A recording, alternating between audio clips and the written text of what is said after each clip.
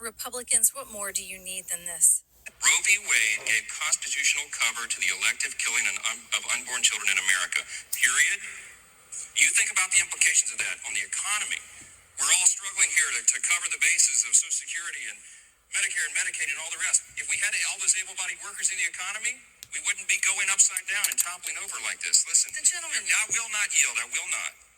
Roe was a terrible corruption of America's constitutional jurisdiction. Somehow they were able to build an entire army to run around and say that they were fighting for the babies. Pro-life. This is the opposite of pro-life. It's forced birth and pro-capitalism. Pro-oligarchy, pro-authoritarianism, pro-fascism. He literally sat there in front of everyone and said, if we had all those able-bodied babies, just the able-bodied ones, because they don't care about the other ones, then we would have workers for the economy. They don't care about your kids. They just want you making workers. How were they able to convince so many people to join their little army and believe them when they said they were doing this stuff for babies? It's really no different than them attacking trans people and saying they're doing that to make the world safer for women.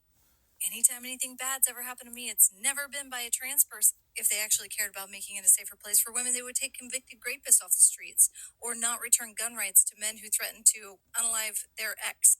But they're billionaires, so they get to get away with it. They want power and control and lots of money. They don't care about you. And if you're a Republican and you think they do care about you or they're doing this for you, I promise you, they don't care about you. Not only do they not care about you, they can't stand you. Everything she said is correct. Let me throw in, if I could, that if we didn't steal from Social Security, you wouldn't need all those able-bodied workers to right the ship. Social Security is separate from the general fund. It is a self-contained, self-funded entity off by itself, designed to work in perpetuity if not fucked with.